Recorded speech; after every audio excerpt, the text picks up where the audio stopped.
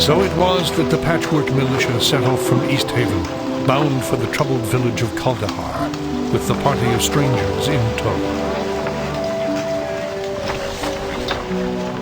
On they travelled, across the windswept tundra of the Dale, through the foothills of the spine of the world, and upwards on the steep and treacherous trails of the Kuldahar Pass. Eager to seek out the evil that threatened the pass, they did not expect it to find them first. High upon the cliffs of the pass, a band of frost giants had prepared an ambush. Hurling boulders and dislodging massive outcroppings of rock and snow, the giants sparked an avalanche that thundered down the mountainside and crashed down upon the heads of the unsuspecting expedition. Those fortunate enough to survive the avalanche pulled themselves free of the mountain of snow and bodies that now barred the way back to East Haven. Battered and disheartened by the loss of their comrades, the survivors had little choice but to continue on to Kuldahar, alone.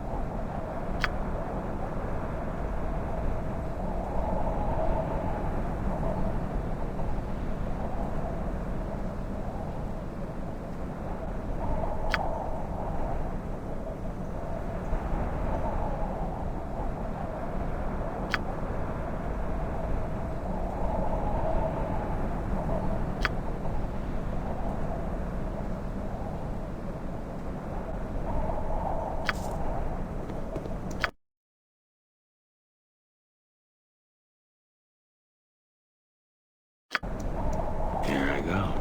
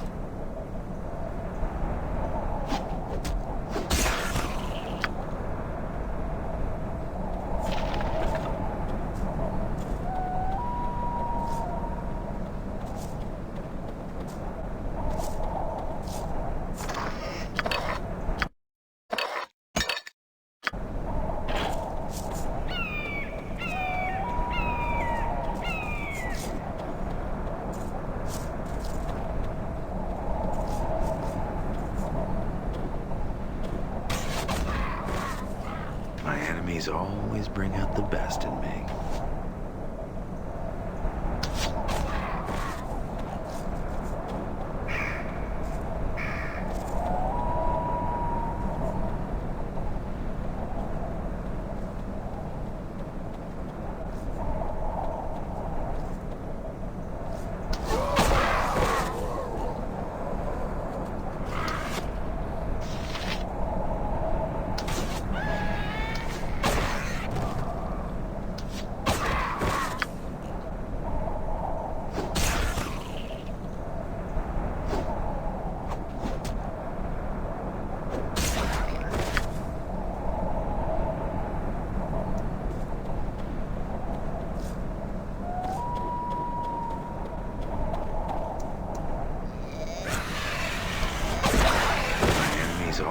bring out the best in me.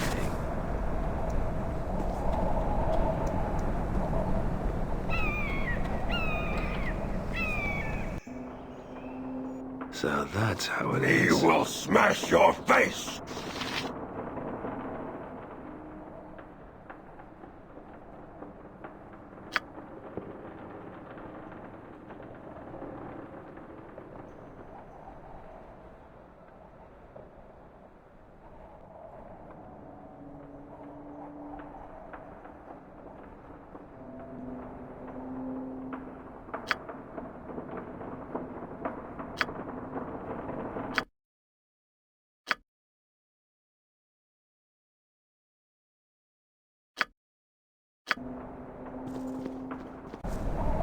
Like an arrow.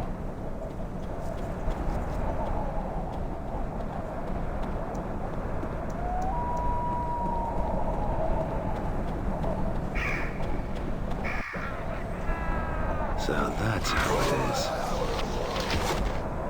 You'll soon sleep with the dead. Ow!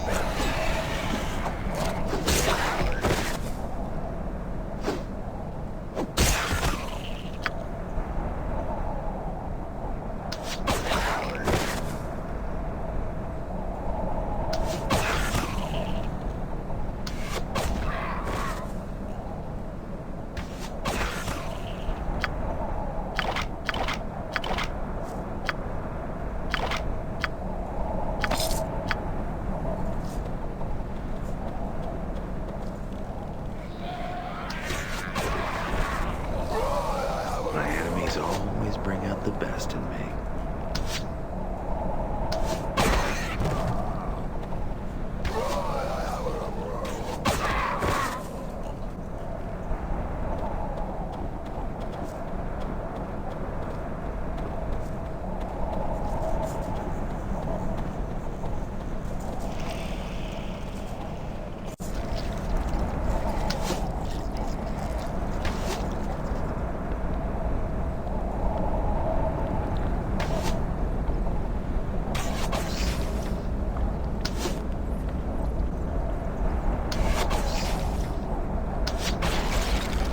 You'll soon sleep with the dead.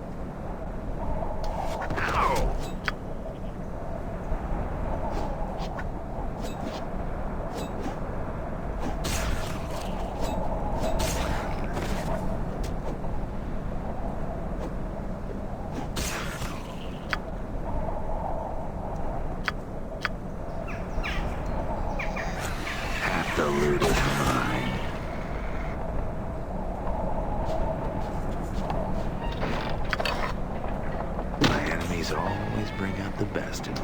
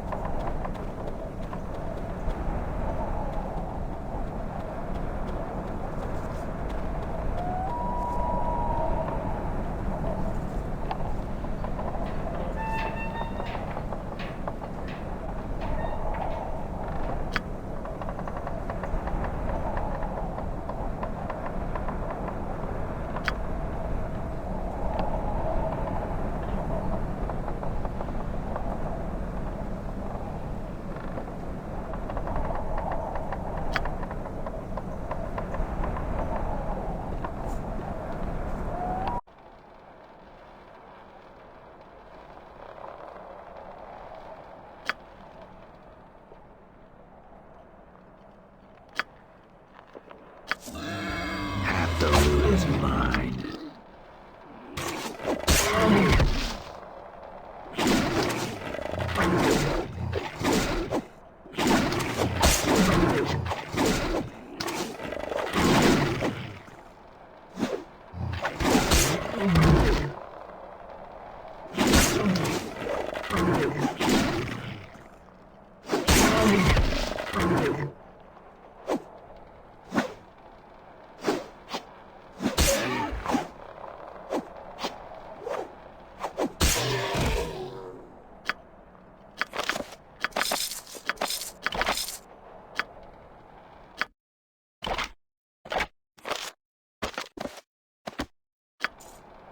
Here I go. Good as gold.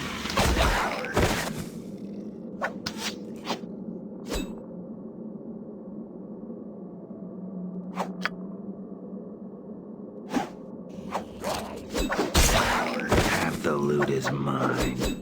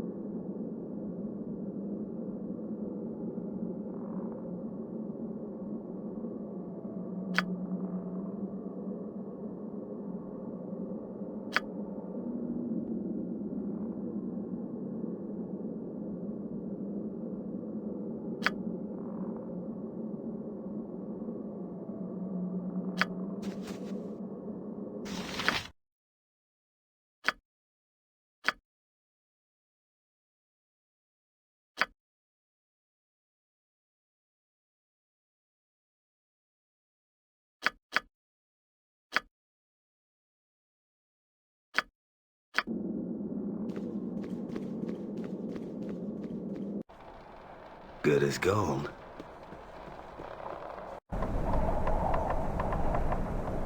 On my way.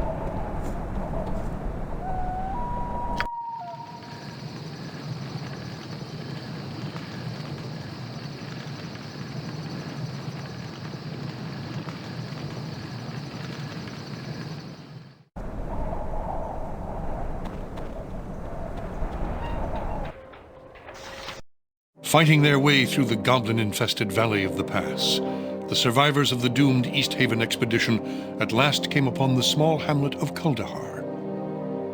Nestled within the roots of a massive oak tree, the tiny cottages were a welcome sight for the weary travelers. As the party approached the town, a warm breeze blew over them, chasing away the chill of the frozen pass, and carrying with it the sweet scent of cooking fires.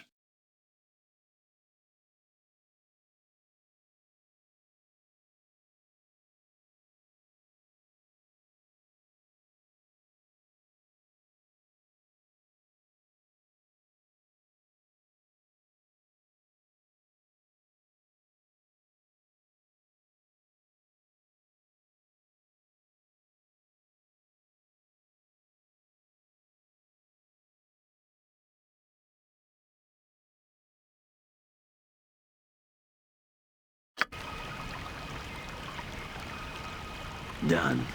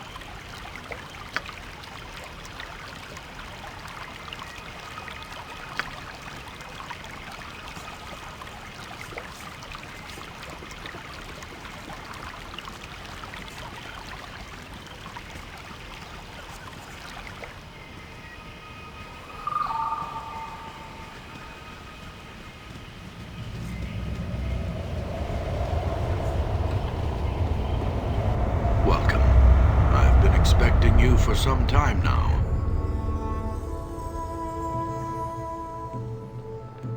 Yes, I am Arundel, known to some as the Archdruid of Kuldahar.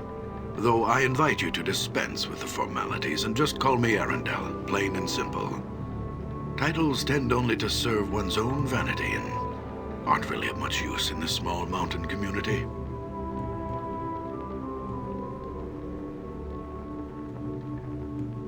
Yes, it was I who sent Hallister to East Haven for help. His death weighs heavily upon my conscience. For not only was he a student of mine, but he was also a friend and trusted companion. He will be missed, as will Hrothgar and the other members of your expedition. Let us say I knew of him. Word of his deeds has reached even our small, isolated town.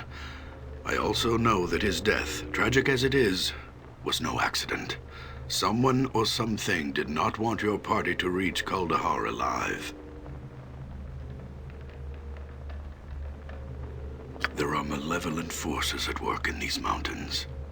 Forces that seek to undermine the delicate balance we druids have struggled to preserve for centuries.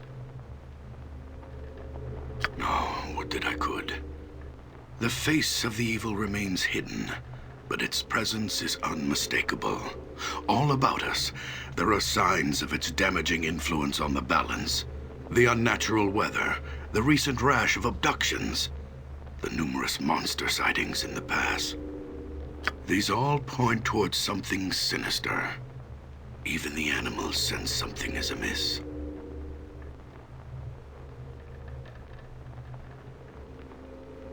The balance. It is what the druids of Kuldahar hold sacred and have worked to preserve for generations. It is all around us. It is us.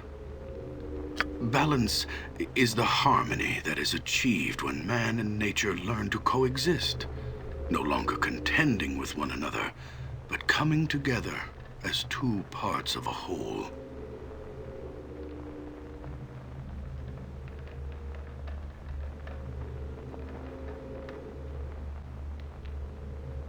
Balance is the belief that this town is built upon, the very reason for its existence.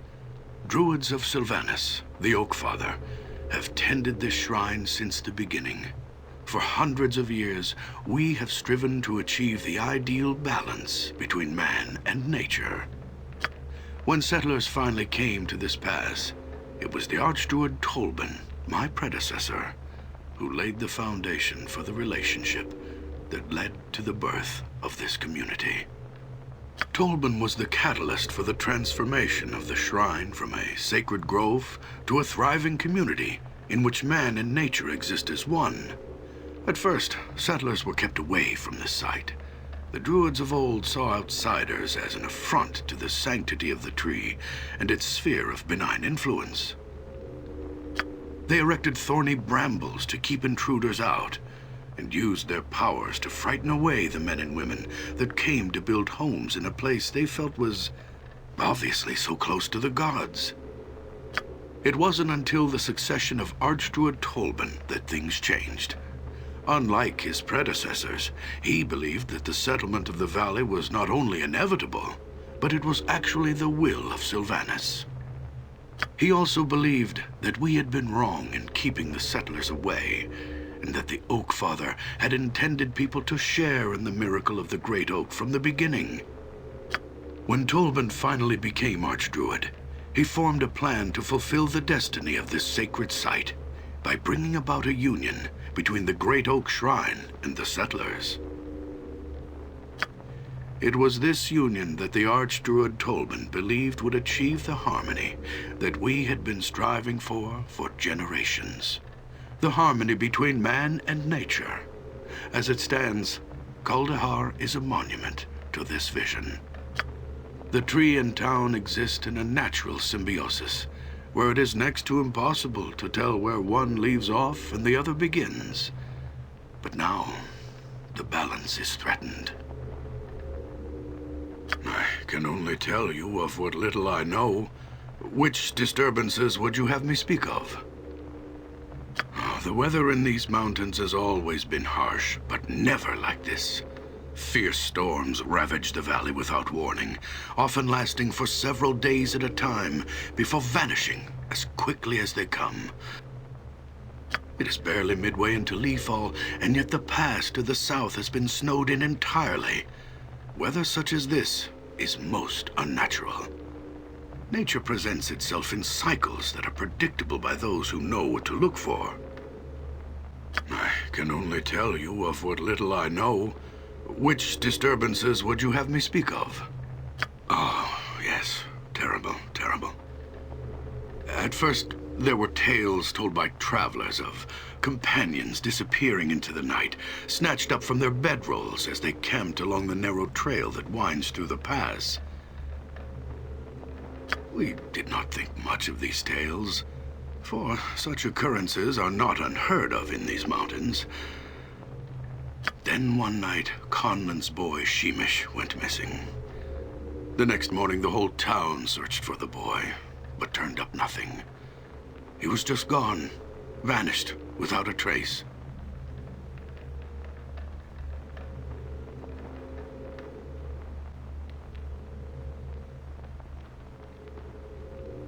The boy was just the first. Several nights later, another disappeared, Megan Potts, the local midwife. Her husband, Khalil, was grief-stricken to the point of madness. With barely a word to anyone, he snatched up his sword and marched off into the darkness after his wife. No one has heard from him since. And now, the abductions are occurring more frequently. Iden, the old innkeeper from the Evening Shade, was taken only 3 days ago. I can only tell you of what little I know. Which disturbances would you have me speak of? As I'm sure you have noticed by now, there seems to be quite a few goblins about. It is not usual to see so many of their kind roaming the mountains so late in the year. It is almost as something has drawn them out of their holes, like carrion birds drawn to the scent of death. As if the goblins weren't enough, several giants have been spotted moving through the pass in groups as large as 10. That many giants traveling together in such numbers indicates they are organized and are acting with a singular purpose. I have watched their activities closely. Their tracks trace a deliberate pattern through the mountains, almost as if they were on patrol. Another thing. While I was out scouting the giants, I discovered other sets of tracks. Tracks I have never encountered before. What manner of beast made them? I could not say.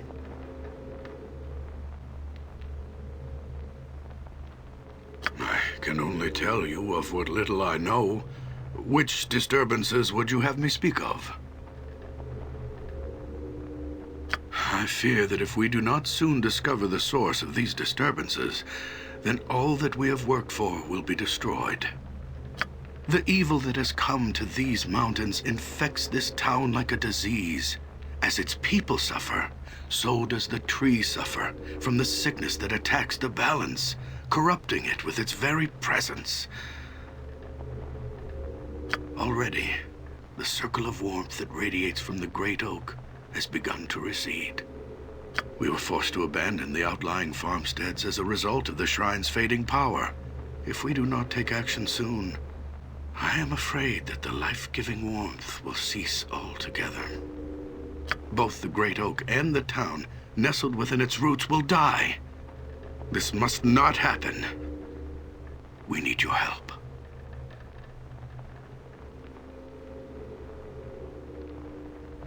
I suggest you begin by investigating the Vale of Shadows.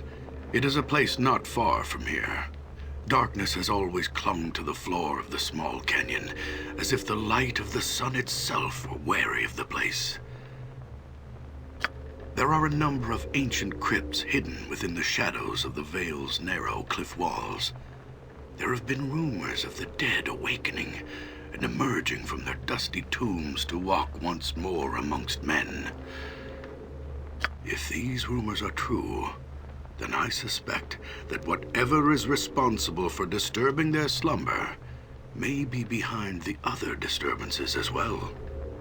Go to the Vale of Shadows, learn what you can about the happenings there, then return here and we shall discuss a course of action. Good luck, and farewell.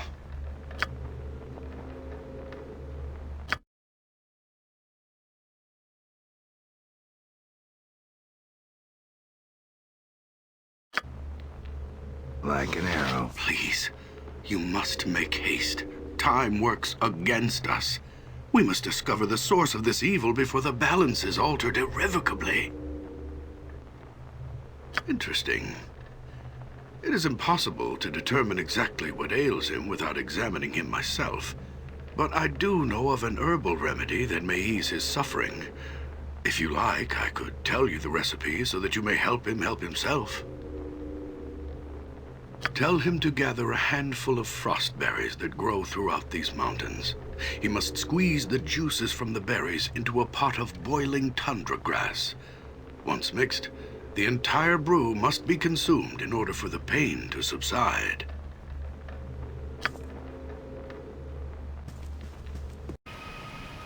On my way.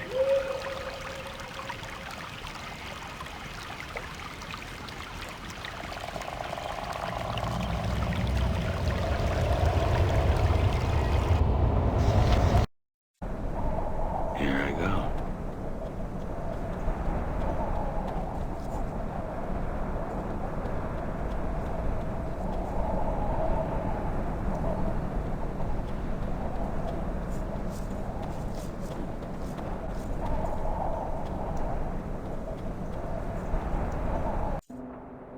Done. Me will smash your face!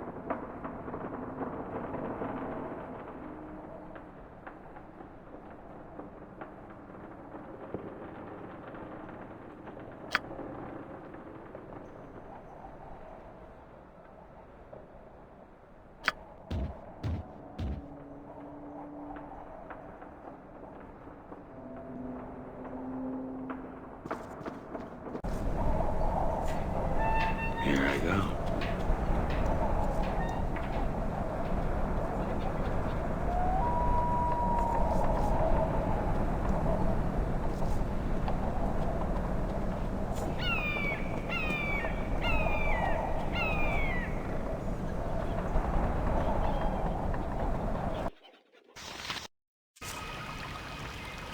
Like an arrow.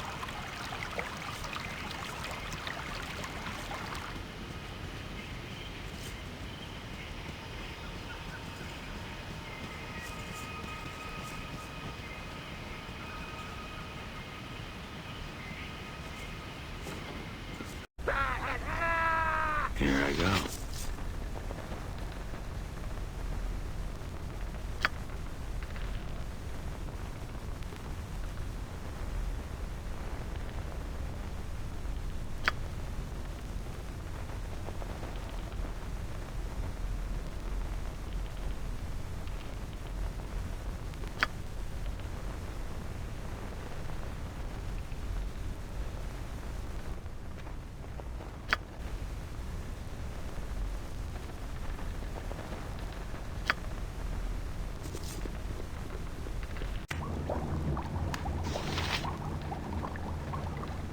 Like an arrow.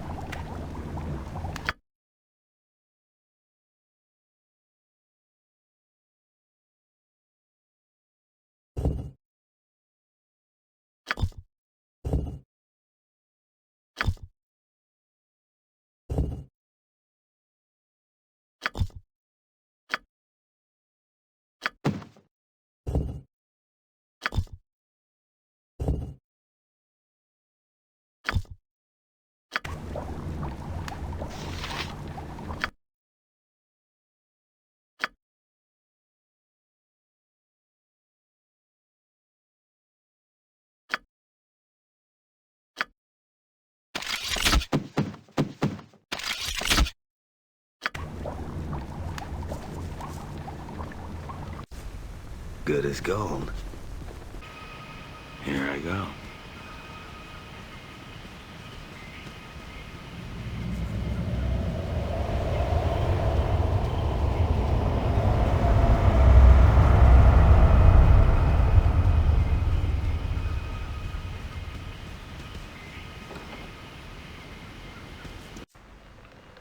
So that's how it is.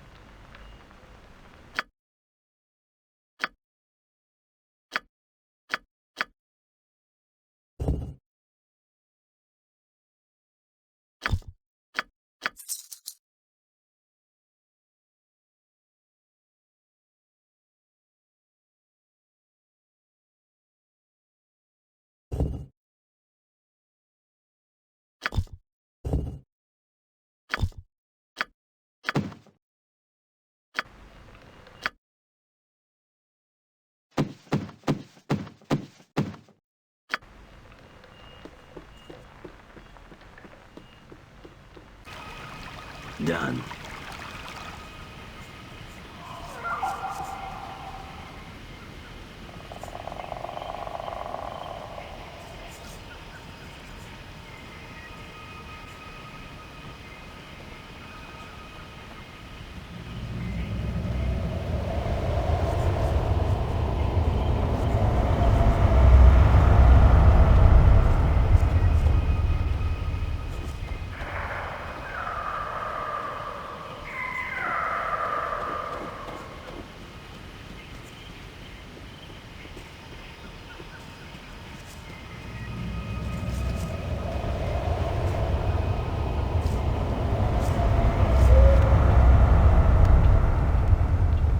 On my way.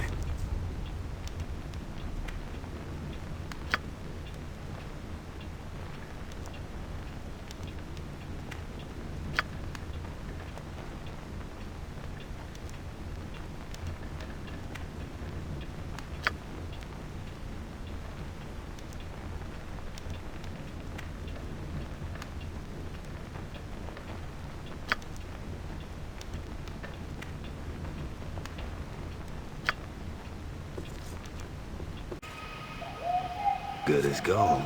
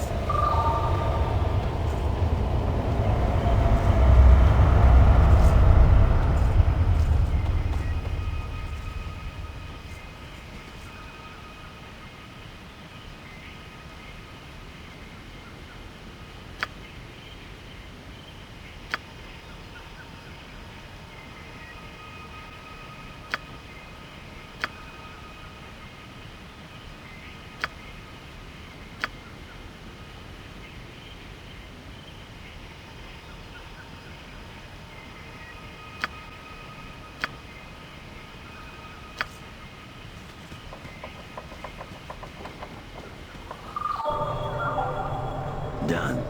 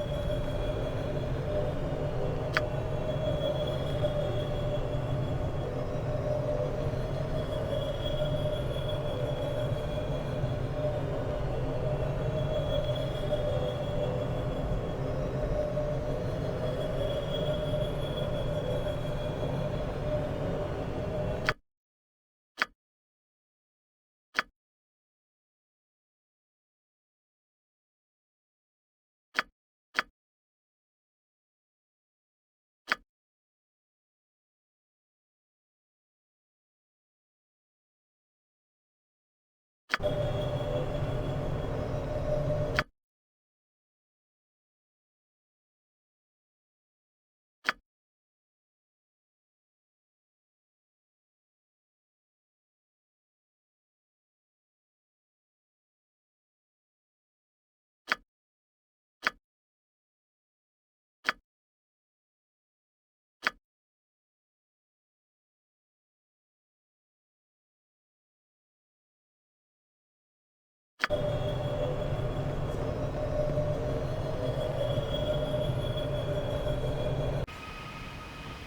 that's how it is.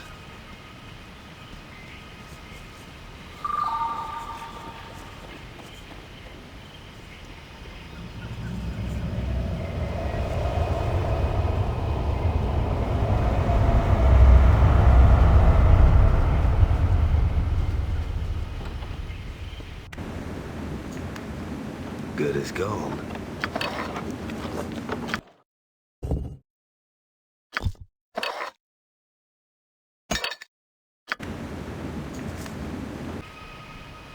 So that's how it is.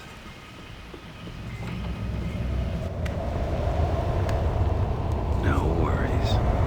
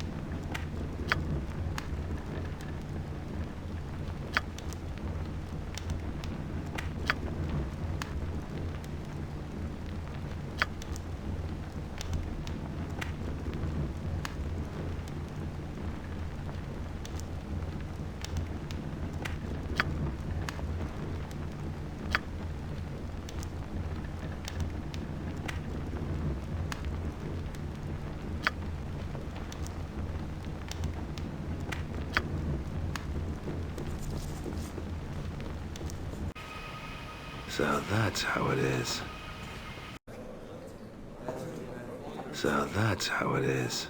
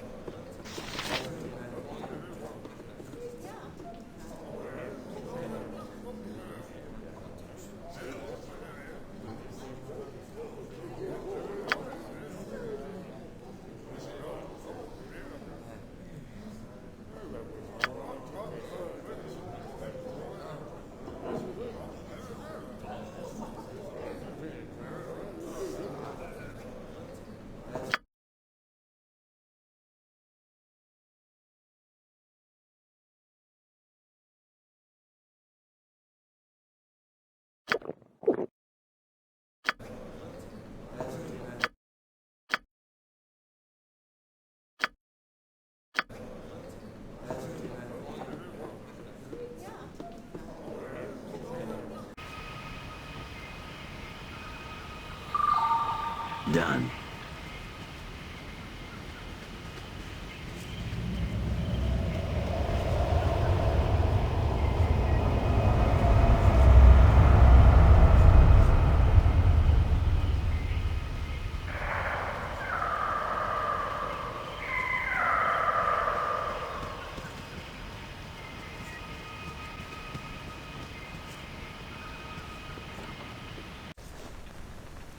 Done.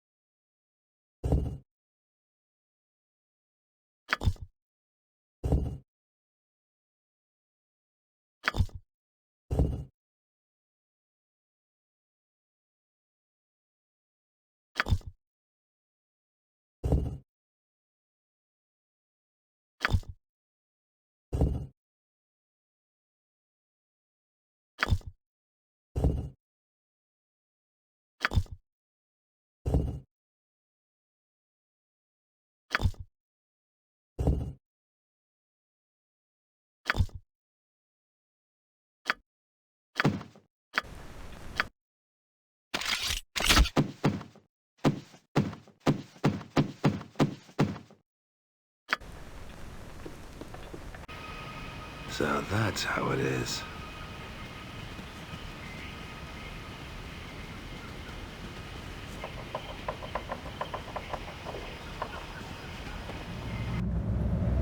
Good as gold.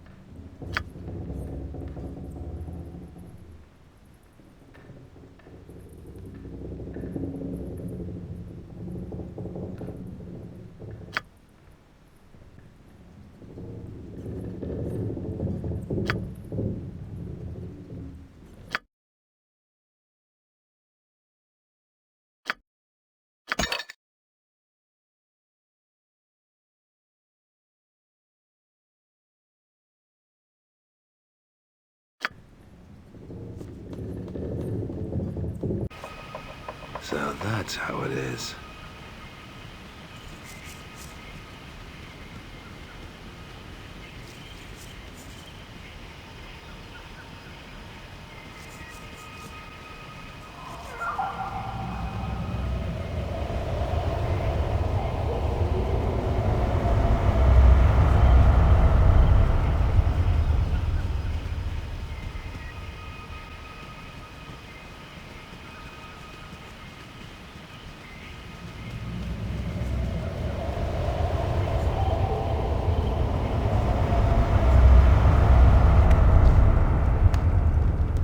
Good as gold.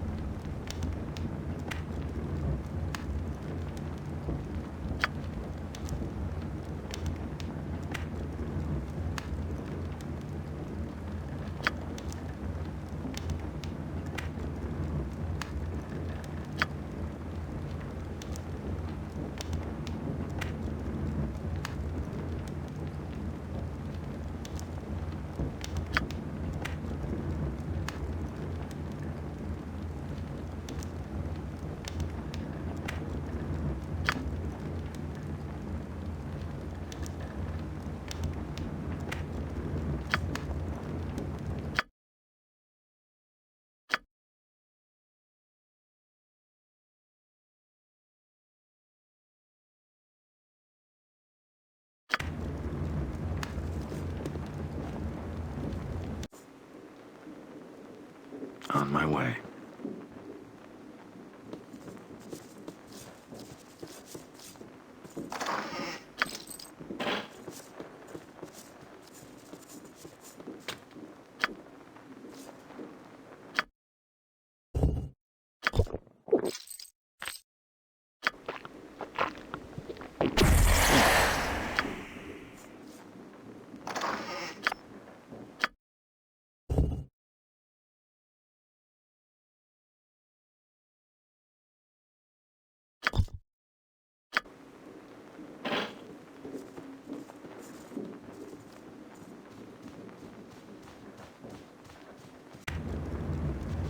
Good as gold.